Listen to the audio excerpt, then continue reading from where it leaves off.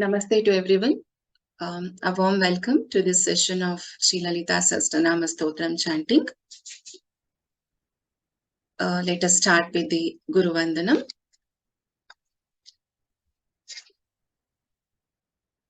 Please message me if you have any issues in the audio. I hope you are all able to hear me now.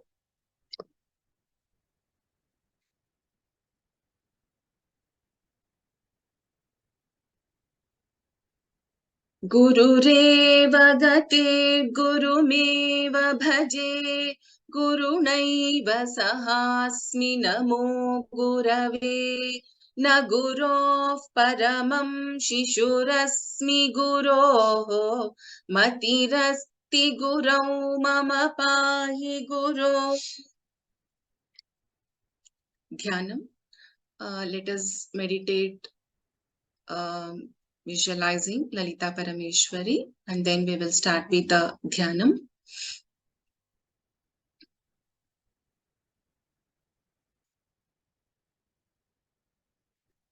Sindhuraruna vigrahan trinayanam manikya maulispurat taranayaka shekharam smitamukhi mapina vakshoruham पाणिभ्यामलिपूर्णरत्नचषकं रक्तोत्पलं बिभ्रतीं सौम्यां रत्नघटस्थरक्तचरणां ध्यायेत् परामम्बिकाम् अरुणाङ्करुणातरङ्गिताक्षीं धृतपाशाङ्कुशपुष्पबाणचापाम् अणिमादिभिरावृतां मयूखैः अहमित्येव विभावये भवानी ध्यायेत् पद्मासनस्थां विकसितवदनां पद्मपत्रायताक्षीं हेमाभां पीतवस्त्रां करकलितलसद्देम पद्मां वराङ्गीं सर्वालङ्कारयुक्तां सततमभयदां भक्तनम्रां भवानीं श्रीविद्यां शान्तमूर्तिं सकलसुरनुतां सर्वसम्पत्प्रदात्रीम् सकुङ्कुमविलेपनामलिकचुम्बिकस्तूरिकां समन्दहसिते क्षणां सशरचापपाशाङ्कुशाम् अशेषजनमोहिनीमरुणमाल्यभूषाम्बरां जपाकुसुमभासुरां जपविधौ स्मरेदम्बिकाम्. We will chant the first 5 verses and then we will move to the 51st verse directly. Om Shri Mata Shri Maharagni Shrimat Simhasaneshwari Chidagni Kunda Sambhuta Devakarya Samudyata Gudyadbhanu Sahasrabha Chaturbahu Samanvita Ragaswarupa Pashadhya Krodhakarangkushojjvala Manorupekshukodanda Panchatanmatra Sayaka Nijaruna Prabhapura Majjad Brahmanda Mandala Champakashoka Punnaga Saugandhikalasatkacha Kuruvindamani Kanat Kotiramandita Ashtami Chandra Vibhraja Dalikasthala Shobhita Mukha Chandra Kalankabha Mruganabhivisheshaka. So let us move to the 51st verse directly. Please chant along with me, being on mute. so that we do a practice of the verses which we have completed till date, and then we will start with the new verses. दुष्टदूरा दुराचारशमनी दोषवर्जिता सर्वज्ञा सान्द्रकरुणा समानाधिकवर्जिता सर्वशक्तिमयी सर्वमङ्गला सद्गतिप्रदा Sarveshwari सर्वमयी सर्वमन्त्रस्वरूपिणी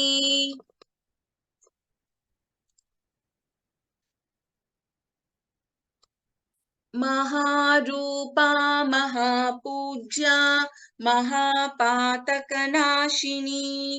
Mahamaya महासत्त्वा महाशक्तिर्महारतिः. Let me just go back to the previous verse.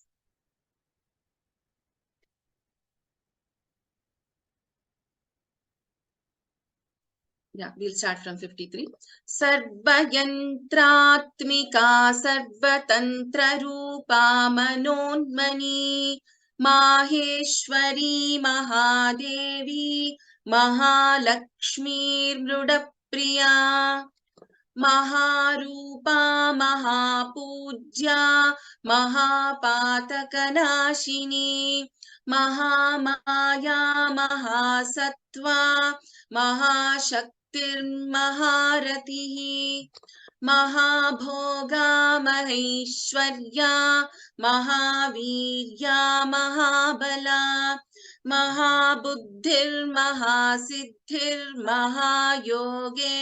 महाबुद्धिर्महासिद्धिर्महायोगेश्वरेश्वरी महातन्त्रा महामन्त्रा महायन्त्रा महासना महायागक्रमाराध्या महाभैरवपूजिता Maheshwar महाकल्प महाताण्डवसाक्षिणी महाकामेश महिषी महात्रिपुरसुन्दरी चतुष्षष्ट्युपचाराढ्या चतुष्षष्टिकलामयी महाचतुष्षष्टिकोटियोगिनी गणसेविता मनुविद्या चन्द्रविद्या चन्द्रमण्डलमध्यगा चारुरूपा चारुहासा चारुचन्द्रकलाधरा चराचर जगन्नाथा चक्रराजनिकेतना पार्वती पद्मनयना पद्मरागसमप्रभा पञ्चप्रेतासनासीना पञ्चब्रह्मस्वरूपिणी चिन्मयी परमानन्दा विज्ञानघनरूपिणी ध्यानध्यातृध्येयरूपा धर्माधर्मविवर्जिता विश्वरूपा जागरिणी स्वपन्ती तैजसात्मिका सुप्ता प्राज्ञात्मिका तुर्या सर्वावस्था विवर्जिता सृष्टिकर्त्री ब्रह्मरूपा गोप्त्री गोविन्दरूपिणी संहारिणी रुद्ररूपा तिरोधानकरीश्वरी सदाशिवानुग्रहदा पञ्चकृत्यपरायणा भानुमण्डलमध्यस्था भैरवी भगमालिनी पद्मासना भगवती पद्मनाभसहोदरी उन्मेषनिमिषोत्पन्न विपन्न भुवनावली सहस्रशीर्षवदना सहस्राक्षी सहस्रपात् आब्रह्मकीटजननी वर्णाश्रमविदायिनी निजाज्ञारूपनिगमा पुण्या पुण्यफलप्रदा श्रुतिसीमन्तसिन्दूरी कृतपादाब्जधूलिका सकलागमसन्दोहशुक्तिसम्पुटमौक्तिका पुरुषार्थप्रदा पूर्णा भोगिनी भुवनेश्वरी अम्बिकानादिनिधना हरिब्रह्मेन्द्रसेविता नारायणी नादरूपा नामरूपविवर्जिता ह्रीङ्कारी ह्रीमती हृद्या हेयोपादेयवर्जिता राजराजार्चिता राज्ञी रम्या राजीवलोचना रञ्जनी रमणीरस्या रणत्किङ्किणिमेखला 72nd verse.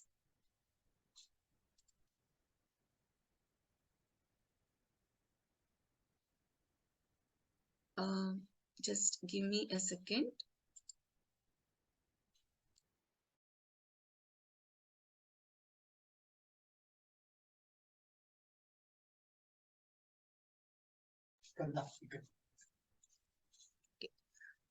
There is some technical issue with the panelist, so I will continue chanting the verse myself.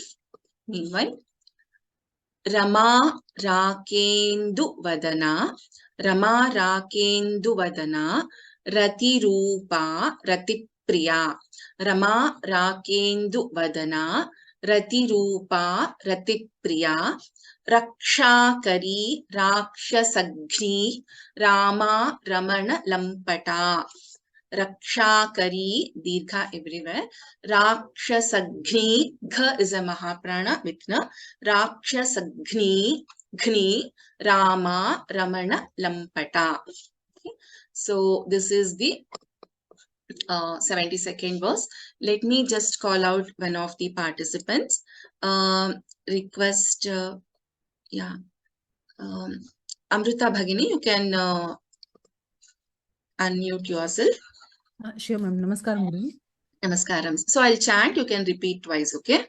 Sure, ma'am. Rama, Rama, Rama, Rakendu Vadana, Rakendu Vadana, Rakendu Vadana, Rati Rupa, Rati Rupa, Rati Rupa, Rati Priya, Rati Priya, Rati Priya, Rama Rakendu Vadana, Rama Rakendu Vadana, Rama Rakendu Vadana, Rati Rupa, Rati Priya, Rati Rupa, Rati Priya, Rati Rupa, Rati Priya, Rakshakari,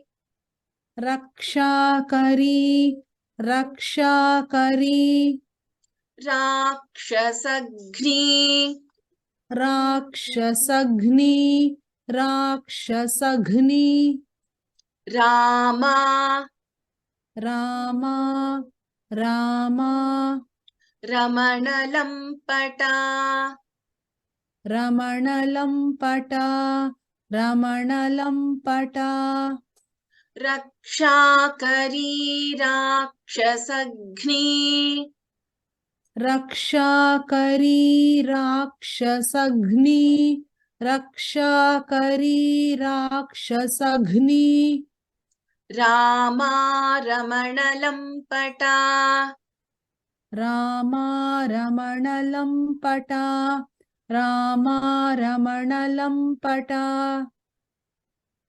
Dhanyavadaha Amrita Bhagini. So I Thank will you, ma'am. chant the verse twice now. Rama Rakendu Vadana, Rati Rupa Rati Priya, Rama राकेन्दुवदना रतिरूपा Ratipriya रक्षाकरी राक्षसघ्नी रामा रमणलम्पटा रक्षाकरी राक्षसघ्नी रामा रमणलम्पटा रमा राकेन्दुवदना रतिरूपा रतिप्रिया रक्षाकरी राक्षसघ्नी रामा रमणलम्पटा रमा राकेन्दुवदना रतिरूपा रतिप्रिया रक्षाकरी राक्षसघ्नी रामा रमणलम्पटा. So in this we have Rama is one name, Rakenduvadana, then Ratirupa, Ratipriya. So 4 names in the first line. And in the second line we have Rakshakari, Rakshasagni, Rama and Ramana Lampata. So 4 names in the second line. So if you see this is Rama and this is Rama. So Ra is a Dirgha in this code. So that these are 2 different names. So that is why each letter, each aksharam, the pronunciation is very important in chanting shlokas, mantras and verses. So Rama, Rama. So totally we have 8 names in this verse.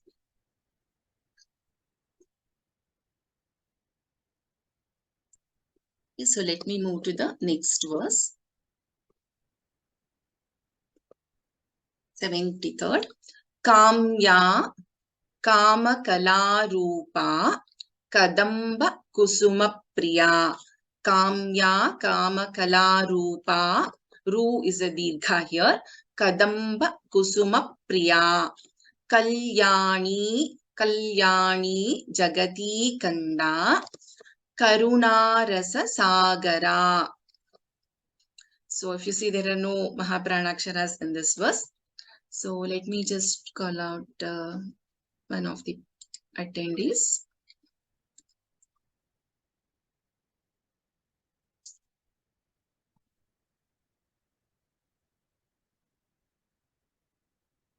Kamakshi Bhagini, I have unmuted you. Namaste, Guruji. Namaste. You can chant twice after I chant, okay? Kamya. Kamya, Kamya, Kamakalarupa. Kamakalarupa, Kamakalarupa, Kadamba Kusuma Priya. Kadamba Kusuma Priya, Kadamba Kusuma Priya, Kamya Kamakalarupa. Kamya Kamakalarupa, Kamya Kamakalarupa, Kadamba Kusuma Priya. Kadamba Kusuma Priya, Kadamba Kusuma Priya, Kalyani. Kalyani, Kalyani, Jagati Kanda. Jagati Kanda, Jagati Kanda, Karunarasa Sagara. Karuna Rasa Sagara, Karuna Rasa Sagara, Kalyani Jagati Kanda.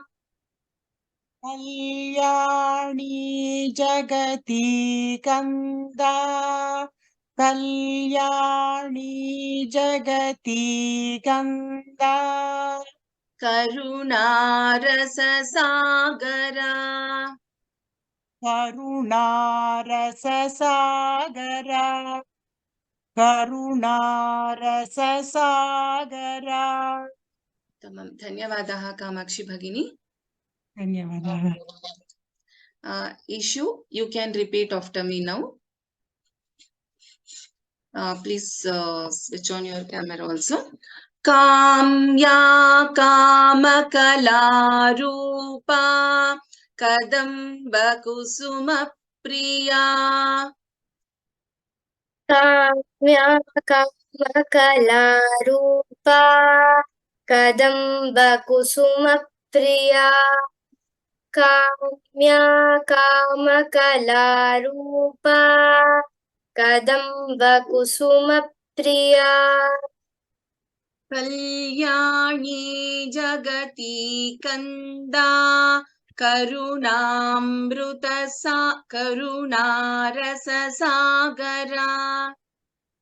कल्याणी जगति कंदा करुणारससागरा कल्याणी जगति कंदा करुणारससागरा काम्या कामकलारूपा कदम्बकुसुमप्रिया कल्याणी जगती कंदा करुणारससागरा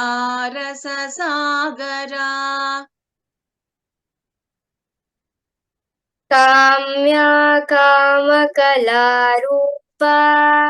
कदम्बकुसुमप्रिया कल्याणी जगति कंदा करुणारससागरा काम्या कामकलारूपा कदम्बकु Go ahead. Ishu, we are not able to hear you. No, ma'am. Can you hear me now? Yes. काम्या कामकलारूपा कदम्बकुसुमप्रिया कल्याणी जगति कंदा करुणारससागरा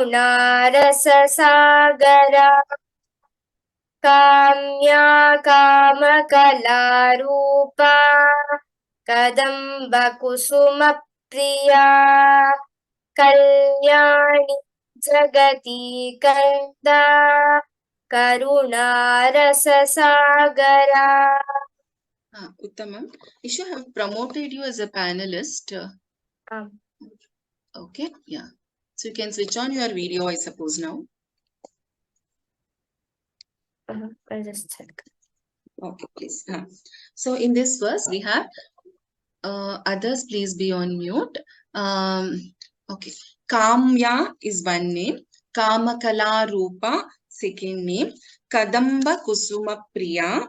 Kadamba Kusuma Priya is one name because Kadamba is a flower. So Kadamba Kusuma, so Kadamba Pushpa. So she likes Kadamba Kusuma. So Kadamba Kusuma Priya.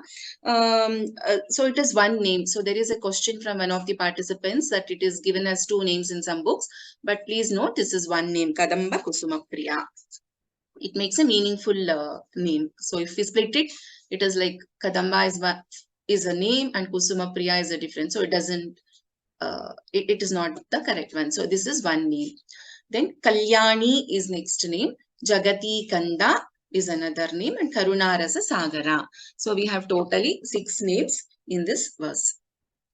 So let us move to the next one. 74th. Kalavati, Kalalapa, Kanta, Kadambari Priya, Kadambari Priya, Varada, Vamanayana, Varuni Mada Vihvala. Varada, Vamanayana, Varuni Mada Vihvala. Kalavati. कलावती कलावती कलालापा कलालापा कलालापा कान्ता कान्ता कान्ता कादम्बरी प्रिया कादम्बरी प्रिया कादम्बरी प्रिया कलावती कलालापा कान्ता कादम्बरी प्रिया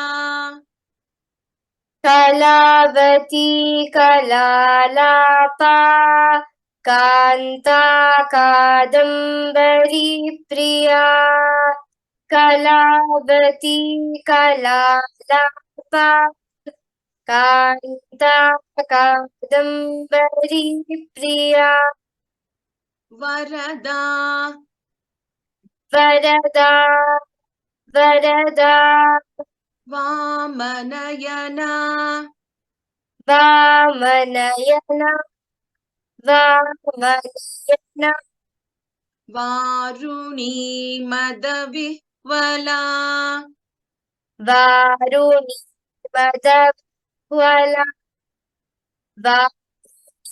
मदविह्वला Ishu, your voice is breaking. Maybe you want to try taking out your headphone and try.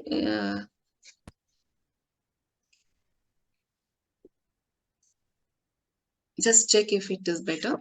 Varada Vamanayana Varuni Madavihvala वरदा वामनयना वारुणी मदविह्वला वरदा वामनयना वारुणी मदविह्वला I'm not sure if it is only for me, but the problem is persisting. Do you want to log in and check again? Do you want to log out and log in? No, I'll just check. Okay. So while she joins back, Kalavati Kalalapa Kanta Kadambari Priya Kalavati Kalalapa Kanta Kadambari Priya Varada Vamanayana Varuni Madavihvala. So I'll repeat the verse again. Kalavati Kalalapa Kanta Kadambari Priya Varada Vamanayana Varuni Madavihvala. So in this, again, it's very simple as you see. The names are given very exclusively separately. So Kalavati, Kalalapa, Kanta, Kadambari Priya, 4 names. Varada, Vamanayana, and Varuni, Madavihvala is 1 name. So 3 names in the second line and 4 names in the first line. So we'll move to the 75th verse.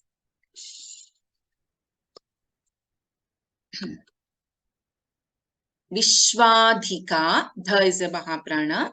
Veda Vedya, there is a the and a ya, Alpaprana the and ya. Veda Vedya, Vindhyachala Nivasini. So we have na, the and ya here. Vindhyachala Nivasini. In Vindhya, dha is a Mahaprana. Vidhatri, dha is a Mahaprana. Veda Janani, Vishnu Maya, Sha. Shanmukha Sha, Vishnu Maya Vilasini, Vishwadhika Veda Vedya, Vindhyachala Nivasini, Vidhatri Veda Janani, Vishnu Maya Vilasini. Vishwadhika. Ishu, you can try now.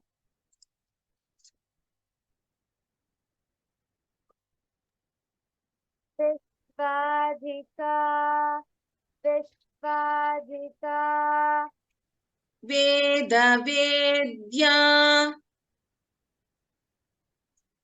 Vedavedya, Vedavedya, Vindhyachalanivasini.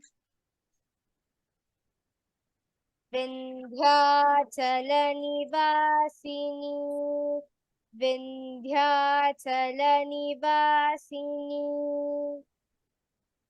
Vishwadhika Vedavedya. Vishwadhika Vedavedya, Vishwadhika Vedavedya, Vindhyachalanivasini. Vindhyachalanivasini, Vindhyachalanivasini, Vidhatri. Vidhatri, Vidhatri, Vedajanani. Vedajanani, Vedajanani, Vishnumaya. Vishnumaya, Vishnumaya, Vilasini. Vilasini, Vilasini, Vidhatri Vedajanani. Vidhatri Vedajanani, Vidhatri Vedajanani, Vishnumaya Vilasini. Vishnumaya Vilasini, Vishnumaya Vilasini, Vishwadhika Vedavedya. Vindhyachalanivasini. Vishwadhika Vedavedya, Vindhyachalanivasini, Go ahead. Vishwadhika Vedavedya, Vindhyachalanivasini, Vidhatri Vedajanani. Vishnumaya Vilasini. Vidhatri Vedajanani, Vishnumaya Vilasini, Vidhatri Vedajanani, Vishnumaya Vilasini, Vishwadhika Vedavedya. Vindhyachalanivasini. Vidhatri Vedajanani. Vishnumaya Vilasini. Vishwadhika Vedavedya, Vindhyachalanivasini, Vidhatri Vedajanani, Vishnumaya Vilasini, Vishwadhika Vedavedya, Vindhyachalanivasini, Vidhatri Vedajanani, Vishnumaya Vilasini. Tamam. So we have three names in the first line. Vishwadhika, Vedavedya and Vindhyachala Nivasini. Then second line we have four names. Vidhatri, Vedajanani, Vishnumaya and Vilasini. So let's go to the 76th verse. Kshetra Swarupa, Swarupa, this Ru is Dirgha here. Kshetra Swarupa, Kshetreshi, Kshetra Kshetrajna Palini, Kshaya Vriddhi Vinirmukta. So here we have in Vriddhi the Alpa Prana Da and then Mahaprana Dha both. So Kshaya Vriddhi Vinirmukta. In Mukta we have Ka and Ta both. Kshetrapala Samarchita. Kshetra Swarupa. Kshetra Swarupa, Kshetra Swarupa, Kshetreshi. Kshetreshi, Kshetreshi, Kshetra Kshetrajna Palini. Kshetra Kshetrajna Palini, Kshetra Kshetrajna Palini, Kshetra Swarupa Kshetreshi, Kshetra Kshetrajna Palini. Kshetra Swarupa, Kshetreshi, Kshetra Kshetrajna Palini, Kshetra Swarupa, Kshetreshi, Kshetra Kshetrajna Palini, Kshaya Vriddhi Vinirmukta. Kshaya Vriddhi Vinirmukta, Kshaya Vriddhi Vinirmukta, Kshetrapala Samarchita. Kshetrapala Samarchita, Kshetrapala Samarchita,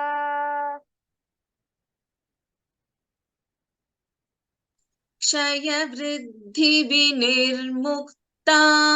Kshetrapala Samarchita. Kshaya Vriddhi Vinirmukta, Kshetrapala Samarchita, Kshaya Vriddhi Vinirmukta, Kshetrapala Samarchita, Kshetra Swarupa Kshetreshi, Kshetra Kshetrajna Palini, Kshaya Vriddhi Vinirmukta, Kshetrapala Samarchita.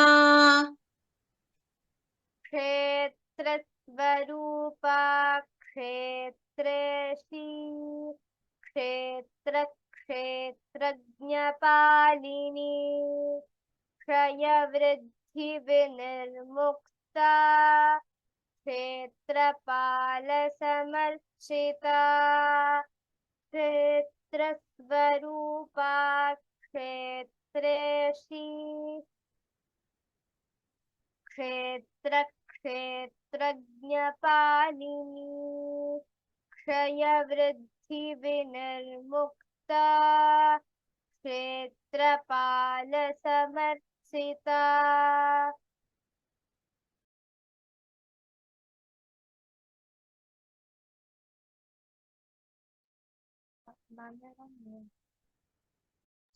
Shamyata. Kshetra Swarupa, Kshetreshi, Kshetra Kshetrajna Palini, 3 names. And in the second line, we have only 2 names. Kshaya Vriddhi Vinirmukta, 1 name. And then Kshetrapala Samarchita, second name. Let me go to the next verse. Vijaya, Vimala, Vandya. So in Vandya, we have Na, the, Alpa Prana, the, and Ya. Vandya, Vandaru Jana Vatsala. Turns Vandaru Jana Vatsala. Vagvadini, Vamakeshi, Vanhi Mandala Vasini. This is Vanhi Mandala Vasini. Vijaya. Ishu, please go ahead. Vijaya, Vijaya, Vimala. Vimala, Vimala, Vandya. Vandya, Vandya, Vandarujana Vandarujana Vandarujana Vijaya Vimala Vandya. Vijaya Vimala Vandya, Vijaya Vimala Vandya, Vandarujana Vandarujana Vandarujana Vagvadini. Vagvadini, Vagvadini, Vamakeshi. Vamakeshi, Vamakeshi, Vanhi Mandalavasini. Vanhi Mandalavasini, Vanhi Mandalavasini, Vagvadini Vamakeshi. Vagvadini Vamakeshi, Vagvadini Vamakeshi, Vanhi Mandalavasini. Vanhi Mandalavasini, Vanhi Mandalavasini, Vijaya Vimala Vandya Vandarujana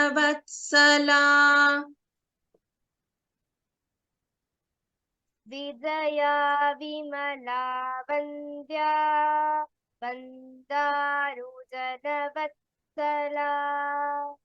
Vijaya Vimala Vandya Vandarujana Vagvadini Vamakeshi Vanhi Mandalavasini.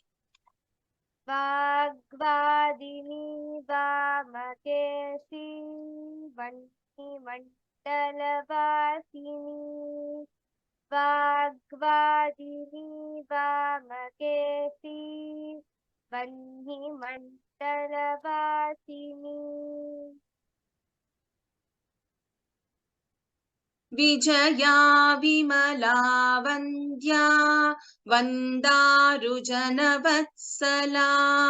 Vagvadini Vamakeshi Vanhi Mandalavasini. Vijaya Vimala Vandya Vandarujana Vagvadini Vamakeshi Vanhi Mandalavasini Vijaya Vimala Vandya Vandarujana Vagvadini Vamakeshi Vanhi Mandalavasini. So it's very clear from this if you see Vijaya, Vimala, Vandya and Vandaru Chanavatsala, 4 names in the first line. And then we have Vagwadini, Vamakeshi and Vanhi Mandala Vasini, 3 names in the second line.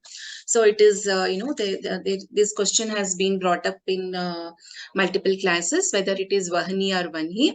So as per the tradition that we have learned, as it has come to us, it is chanted as Vanhi. It's not chanted as Vahani. Though there are some chantings wherein Vahani is followed, but Vanhi is what we follow in this chanting. So it is Vanhi Mandala Vasini. It is not Vahani, it is Vanhi Mandala Vasini. So I think we will stop here, and I request the volunteers to raise the hands for chanting. And thanks Ishu for joining as a panelist in a short notice. So thanks again. Dhanyavadaha.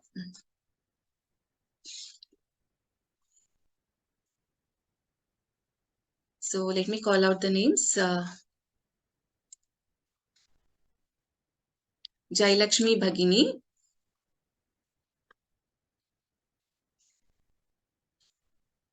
I have unmuted you.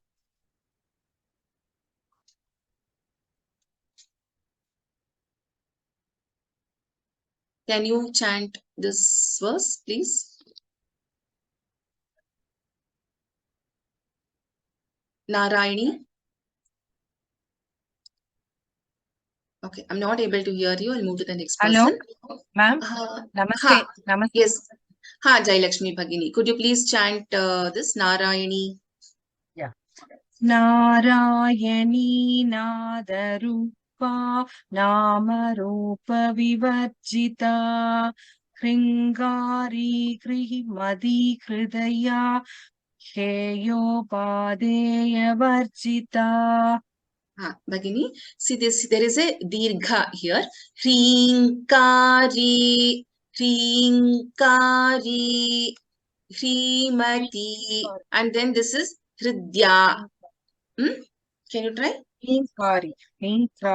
And shall I repeat the second line, ma'am? Yes, please. Kringari Krimadi Kridaya No, this is Hridya. This is not Hridya. So the and ya, this is a samyukta akshara. So Hridya. Kridya. Correct. Okay. Complete this line. Kringari Krimadi Kridaya Kridya Heyopadeya Varjita. Dhanyavadaha Bhagini. Savita Dharmadhikari. Namaste, ma'am. Namaste. Can you chant this verse? Yes. Raja Rajarchita Rajni Ramya Rajivalochana Ranjani Ramani Rasya Ranat Kinkini Mekhala. Dhanyavadaha Bhagini. Dhanyawad, ma'am.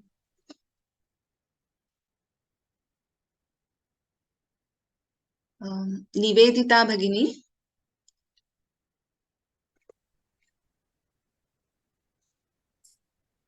Namaste, ma'am. Namaste. Yeah, so 72, right? Yes. Rama Rakendruvadana Rati Rupa Rati Priya Rakshakari Rakshasagni Rama Ramanalam Pata. Uttamam. Please note here Gha is a Mahaprana. Okay. Rakshasagni. Can you chant? Rakshasagni. So Gha is a Mahaprana. Continue. Finish off this line, please. Rama.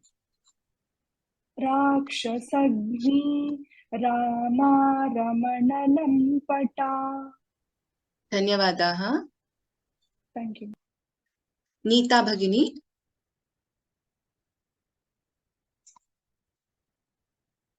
I have unmuted you.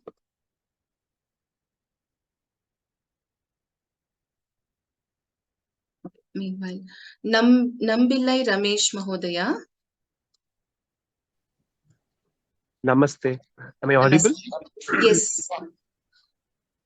Kamya Kamakala Rupa Kadamba Kusuma Priya Kalyani Jagati Kanda Karuna Rasa Sagara.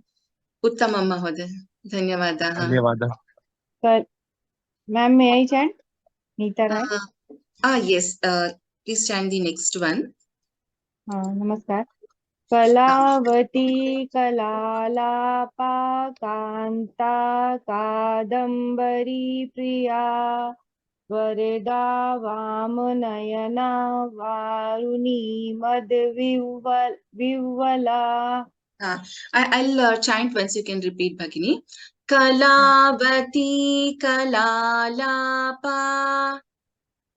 Kalavati Kalalapa Kanta Kadambari Priya. Kanta Kadambari Priya. There is a doubling of pa here.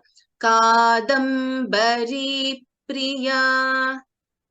Kadambari Priya.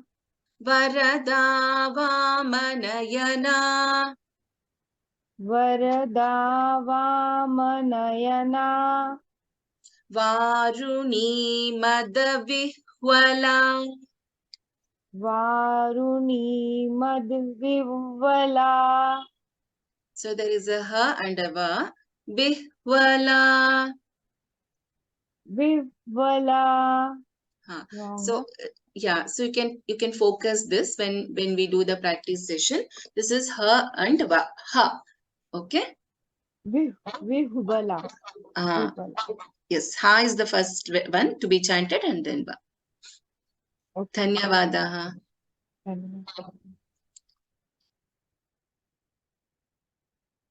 Lochani Bhagini.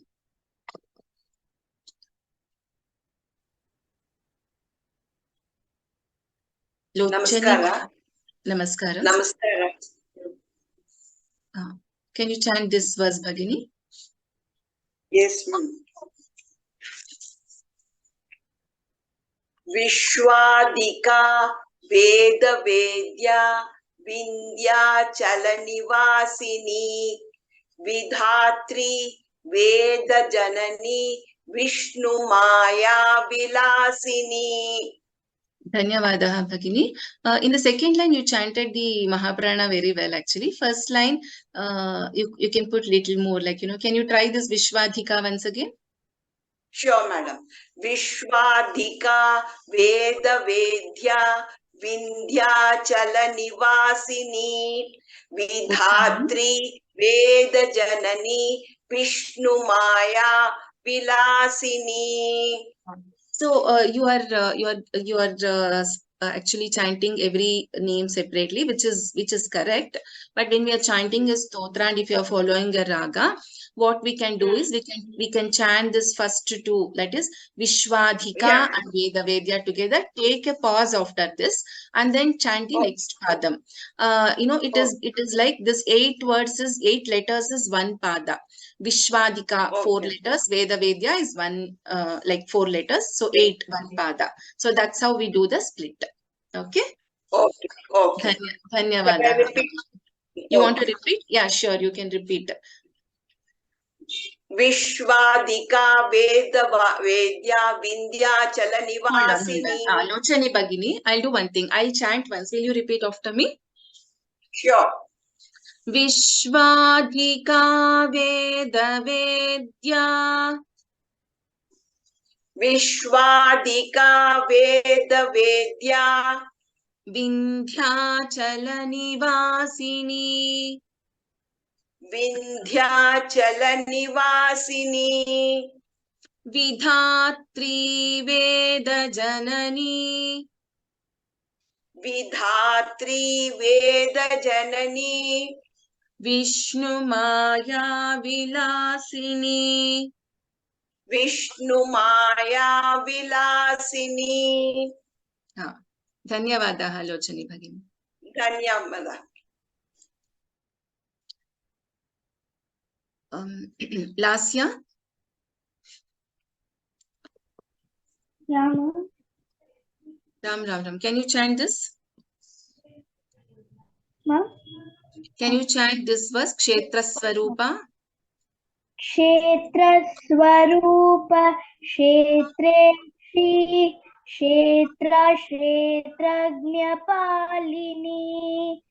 क्षेत्र वृद्धि Lasya 1 second I will teach once you repeat after me okay yes ma'am क्षेत्र स्वरूपा क्षेत्रेशी क्षेत्रस्वरूप क्षेत्रेषि Swarupa, there is a Dirgha here, okay?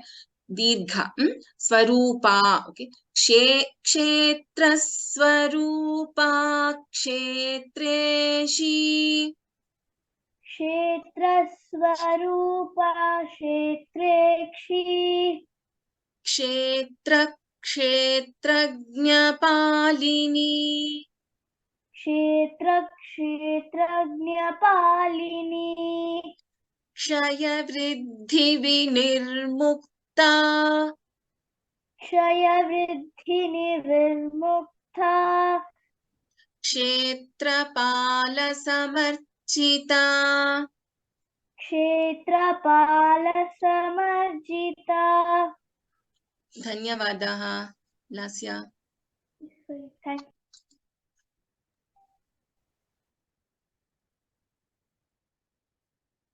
Subramanian Narayan Mahodaya Yes, ma'am. Can you hear me?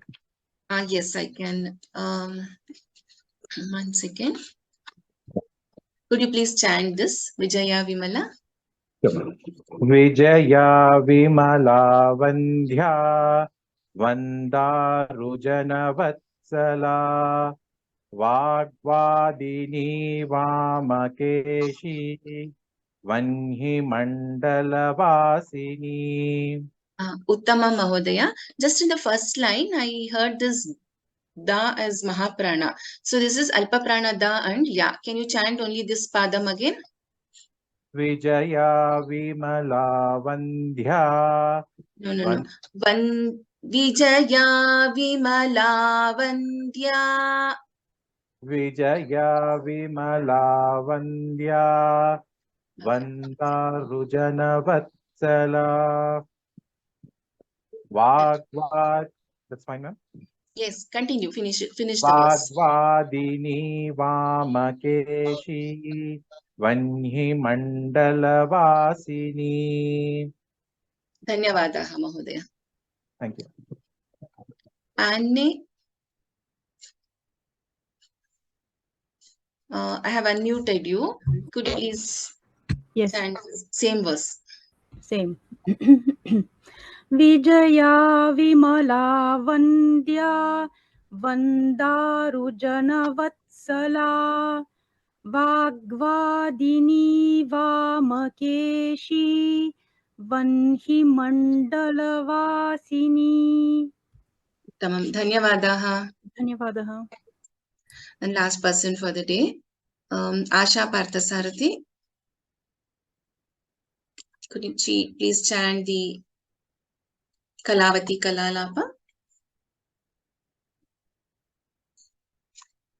Asha Bhagini Good evening, ma'am. good evening I'll just go to the next verse can you chant this verse please Kalavati Kalalapa Kanta Kadambari Priya Varada Vamanayana Varuni Madavi Vihvala so this is Kalavati Kalalapa please repeat Kalavati Kalalapa कान्ता कादम्बरी प्रिया कान्ता कादम्बरी प्रिया वरदा वामनयना वरदा वामनयना वारुणी मदविह्वला वारुणी मदविह्वला. धन्यवादाः आशा ma'am. भगिनी. हाँ, Thank you, ma'am. धन्यवादाः. Then stop here. I know there are a couple of people who have asked for chanting. I'm sorry, we have run out of time. Next class, I have noted down the names. There's one person, Mala Das Gupta Bhagini, and then anonymous attendee. So I will ensure that I will call your names. We will do the Mangalam and then close. सर्वमङ्गलमाङ्गल्ये शिवे सर्वार्थसाधिके शरण्ये त्र्यम्बके देवी नारायणि नमोऽस्तुते. Dhanyavadaha. I know I couldn't call out many names today. Around 24 people were still waiting. So next class, as I request those who have chanted today, please don't raise your hands. So let others get the opportunity. Thank you so much. Ram, Ram, Ram. Shubharatri. Thank you so much. Thank you, ma'am. Thank you.